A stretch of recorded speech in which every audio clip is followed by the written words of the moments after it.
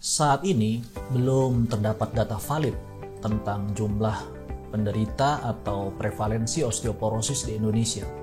Tapi kalau kita melihat studi pemeriksaan densitas massa tulang yang dilakukan terhadap sekitar 65.000 sampel oleh Puslitbang Gizi Depkes tahun 2006, menunjukkan angka prevalensi osteopeni atau pre-osteoporosis mencapai sekitar 41,7%, dan prevalensi osteoporosis mencapai sekitar 10,3%. Ini berarti 2 dari 5 penduduk Indonesia beresiko terkena osteoporosis.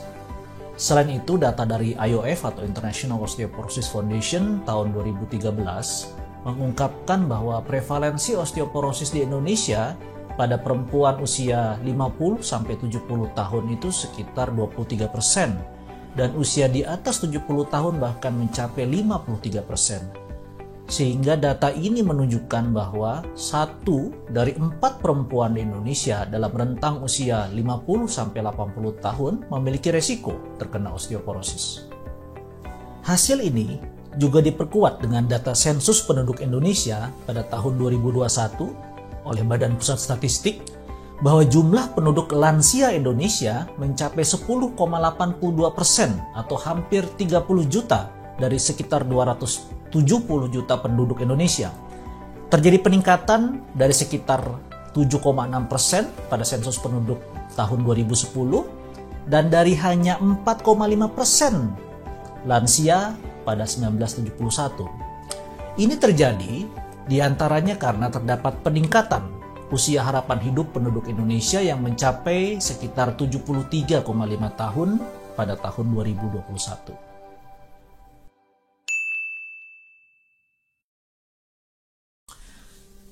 WHO Study Group tentang osteoporosis pada tahun 1994 merumuskan definisi osteoporosis yang ini kita gunakan hingga saat ini sebagai suatu penyakit pada tulang yang mempunyai sifat khas berupa menurunnya kepadatan massa tulang dan kualitas jaringan tulang.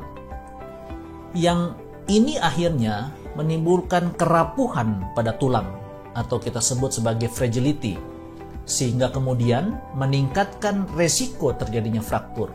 Saya ingin garis bawahi resiko terjadinya fraktur menjadi suatu narasi yang tidak terpisahkan dalam definisi WHO tentang osteoporosis ini. Disinilah kemudian kenapa bidang ortopedi mempunyai peranan penting dalam melakukan prevensi, early diagnosis atau diagnosis dini, dan tentunya tata laksana baik yang sifatnya invasif maupun non-invasif.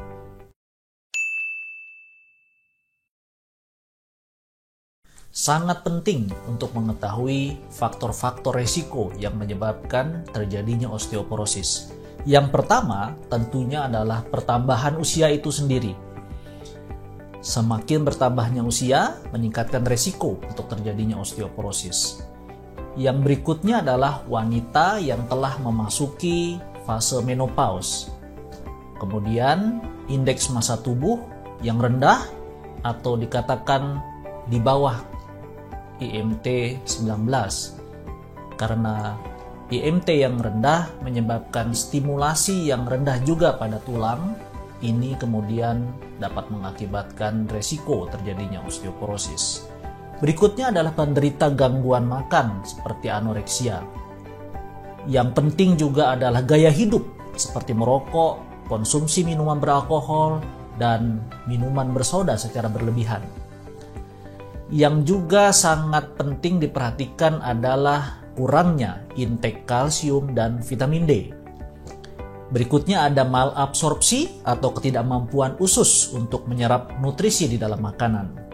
Riwayat operasi saluran pencernaan juga menjadi resiko yang akan mempengaruhi penyerapan kalsium di dalam usus. Tidak berolahraga atau tidak aktif bergerak untuk jangka waktu lama atau yang sering kita sebut sebagai sedentary lifestyle menjadi suatu hal yang sangat penting yang berperan dalam resiko terjadinya osteoporosis. Serta tentunya obat-obatan yang dikonsumsi dalam jangka waktu panjang, terutama yang berdampak pada kadar hormon atau metabolisme tulang, misalkan penggunaan obat kortikosteroid jangka panjang. Selain tentunya faktor genetik dan riwayat keluarga dengan osteoporosis.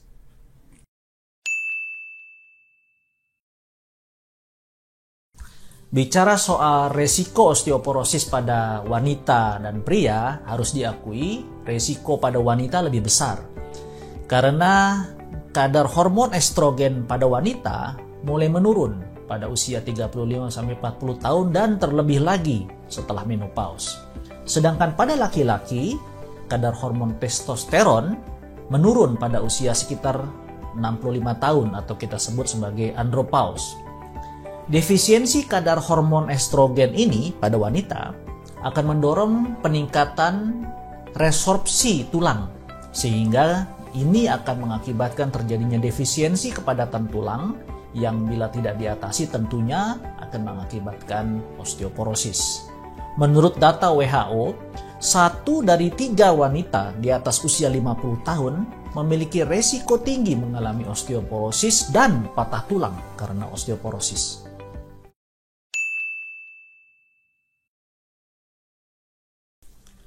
Umumnya yang terjadi pada wanita adalah primary osteoporosis atau osteoporosis primer yang disebabkan oleh rendahnya kadar hormon estrogen. Bila puncak masa tulang sebelum memasuki fase menopause tidak tercapai, maka wanita dapat mengalami atau beresiko lebih tinggi mengalami osteoporosis. Umumnya, puncak masa tulang pada wanita tidak tercapai karena konsumsi vitamin D dan kalsium yang rendah. Asupan kalsium orang Indonesia diketahui memang sangat rendah, yang bahkan tidak sampai 300 mg per harinya. Padahal rekomendasinya konsumsi kalsium mencapai 1000 mg setiap harinya.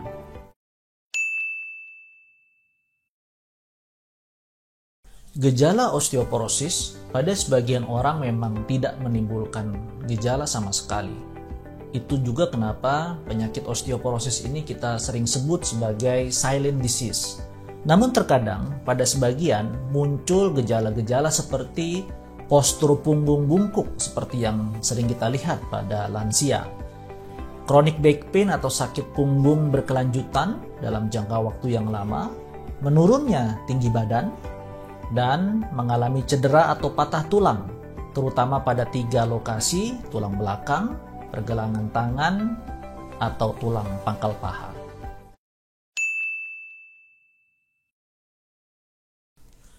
WHO telah menentukan kriteria mengenai tingkat keparahan osteoporosis atau pengeroposan tulang berdasarkan T-score atau skor T. T-score ini didapat saat pemeriksaan bone mineral density atau BMD atau tes kepadatan tulang yang menjadi gold standar pemeriksaan untuk mengukur densitas atau kepadatan mineral dalam tulang dengan alat khusus. Bila T-score kurang dari minus 2,5 maka kita golongkan sebagai osteoporosis. Bila T-score di bawah minus 1 kita namakan sebagai osteopenia atau massa tulang rendah. Nilai T-score minus 1 sampai plus 1 bisa digolongkan sebagai normal. Golden standard pemeriksaan osteoporosis inilah yang kita jadikan reference untuk penegakan diagnosis osteoporosis. Sayangnya, saat ini tidak semua fasilitas pelayanan kesehatan memiliki alat khusus untuk mengukur bone mineral density untuk penegakan diagnosis osteoporosis. Mungkin hanya fasilitas pelayanan kesehatan tertentu yang memiliki alat khusus ini.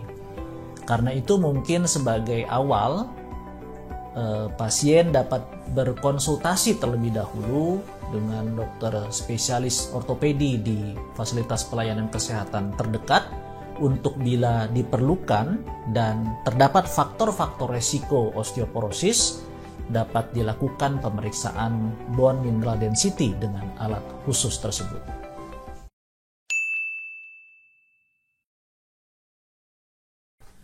Benar, bahwa osteoporosis seperti yang tadi sudah kita sampaikan dikenal juga sebagai silent disease atau silent epidemic karena kerusakan tulang yang terjadi hampir tanpa gejala atau silent, diam-diam, sehingga pasien seringkali tidak menyadari bahwa osteoporosis sudah terjadi dalam dirinya dalam jangka waktu yang lama, hingga mungkin pada satu kesempatan secara tiba-tiba tulang penderita tersebut bisa patah karena jatuh ringan atau hal-hal lain seperti cedera dan benturan yang sifatnya low energy injury atau cedera dengan energi yang rendah yang tidak disangka akan menyebabkan fraktur atau patah tulang.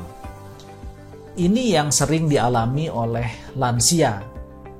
Catatan menunjukkan bahwa seringkali terjadi patah tulang di 3 wilayah tadi, pergelangan tangan, tulang belakang, ataupun pangkal paha karena cedera yang sangat ringan di rumah tangga.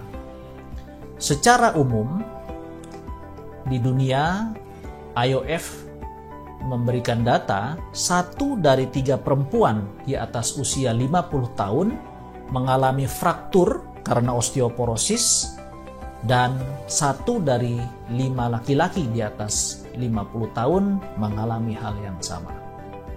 Data dari IOF atau International Osteoporosis Foundation mencatat bahwa hampir 20% pasien patah tulang, terutama pada lansia karena osteoporosis, dapat meninggal dalam jangka waktu 1 tahun, tentunya karena juga ada faktor-faktor komorbiditas lain.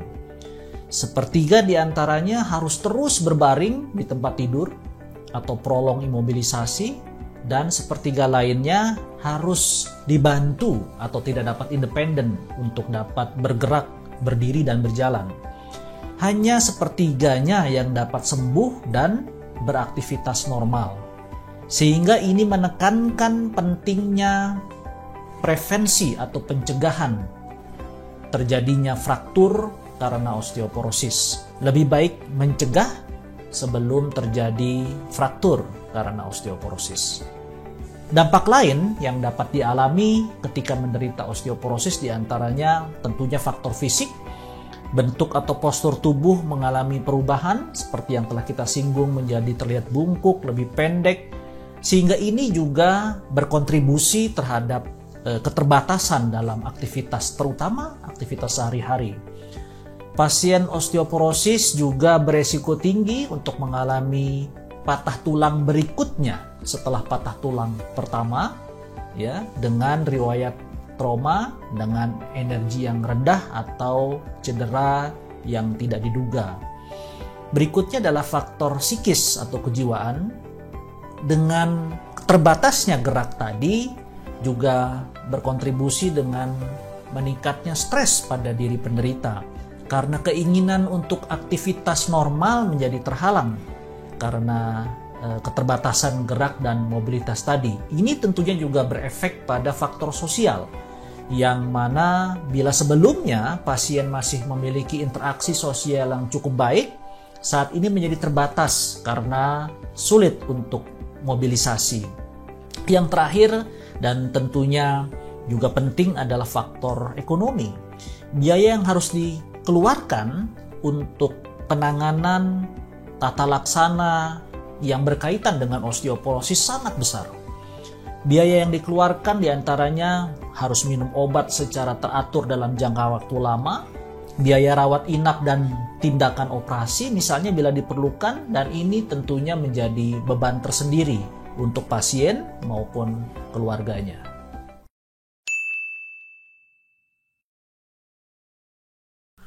Pencegahan terjadinya osteoporosis merupakan hal penting yang perlu diketahui bersama.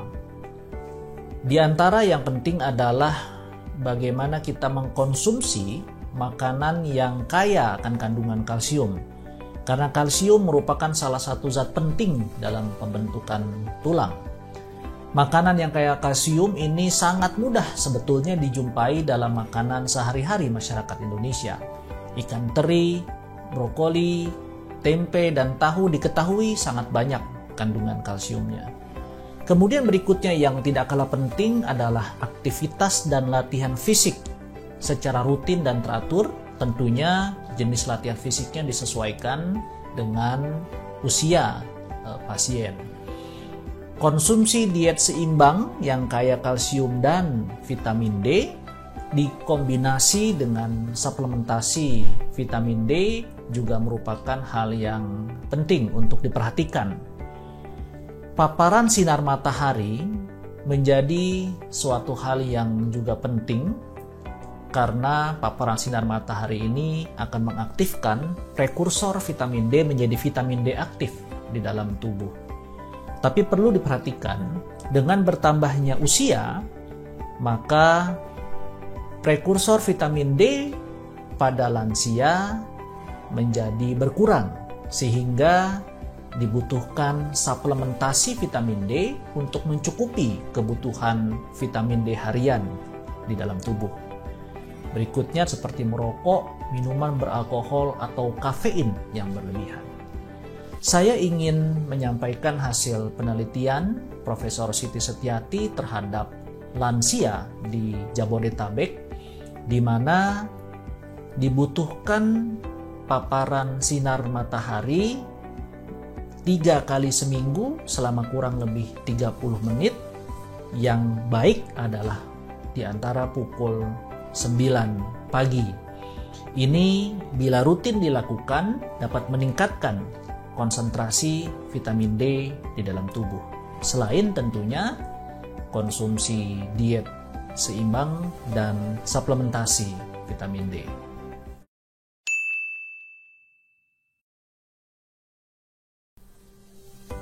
Kita memang ingin juga menyoroti peranan kalsium dan vitamin D yang penting untuk pembentukan tulang atau menjaga kesehatan tulang. Salah satu nutrisi yang penting bagi kesehatan tulang memang kalsium. Ketika seseorang mengalami kekurangan kalsium, maka menjadikannya rentan untuk menderita osteoporosis. Data dari International Osteoporosis Foundation menunjukkan bahwa konsumsi kalsium masyarakat Indonesia masih sangat rendah, di bawah 400 mg sehari. Hal ini masih sangat jauh dari angka kebutuhan kalsium harian yang mencapai sekitar 1000 mg per hari, tentunya dengan mempertimbangkan kondisi-kondisi metabolik pada tubuh pasien. Sehingga menjadi suatu PR kita bersama untuk lebih memperhatikan kecukupan konsumsi kalsium di dalam tubuh. Begitu juga dengan vitamin D. Vitamin D berperan dalam membantu absorpsi atau penyerapan kalsium di dalam usus.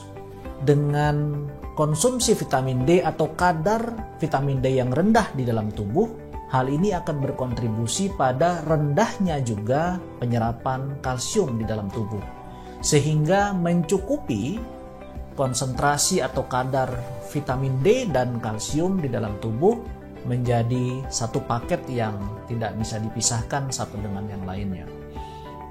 Saya kira ini menjadi hal yang harus diperhatikan dalam upaya kita untuk melakukan pencegahan atau prevensi terjadinya osteoporosis.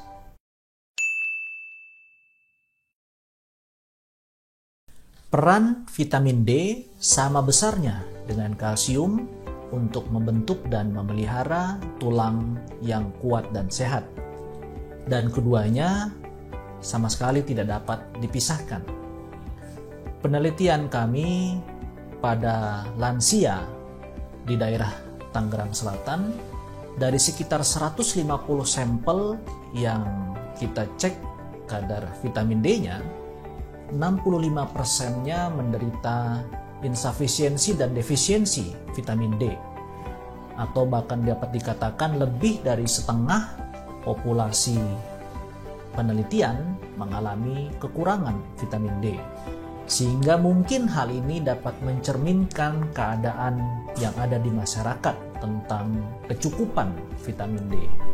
Sehingga kita harus memperhatikan kecukupan vitamin D ini dalam makanan dan suplementasi serta paparan sinar matahari di tubuh kita. Apabila telah terjadi kondisi yang tidak kita inginkan, yaitu fraktur atau patah tulang karena osteoporosis, tentunya seorang dokter ortopedi akan melihat apakah keadaan fraktur atau patah tulang tersebut memiliki indikasi untuk dilakukan tata laksana bedah atau operatif. Apabila ini diharuskan untuk dilaksanakan operasi, maka sebetulnya tidak mudah untuk melakukan operasi pada keadaan tulang yang telah mengalami osteoporosis. Oleh karena itu tadi berkali-kali kita tekankan bahwa pencegahan terjadinya osteoporosis menjadi suatu hal yang penting. Tapi apabila telah terjadi keadaan fraktur atau patah tulang, maka seorang pasien penderita fraktur atau patah tulang karena osteoporosis ini harus segera mendapatkan penata laksanaan yang mungkin sifatnya operatif agar supaya tidak terjadi hal-hal yang tidak kita inginkan selanjutnya sebagai akibat dari misalkan imobilisasi atau tidak dapat bergerak dalam jangka waktu yang panjang, yang ini akan memperparah terjadinya lagi osteoporosis dan bahkan kekakuan pada sendi-sendi serta faktor-faktor yang tadi kita telah singgung seperti faktor perubahan fisik, faktor kejiwaan dan sosial serta faktor ekonomi. Oleh karena itu, bila terjadi kondisi fraktur atau patah tulang karena osteoporosis ini, segeralah menemui dokter ortopedi di fasilitas pelayanan kesehatan terdekat. Sebagai kesimpulan, saya ingin menyoroti bahwa 10% penduduk Indonesia yang telah lansia menjadi populasi yang sangat beresiko untuk menderita osteoporosis. Karena itu, prevensi atau pencegahan terhadap terjadinya osteoporosis menjadi suatu hal yang sangat penting untuk diperhatikan. Semoga hal-hal yang telah kita sampaikan mengenai pencegahan, diagnosis dini, faktor-faktor resiko, dan tata laksana atau terapi osteoporosis dapat bermanfaat untuk kita semua. Terima kasih.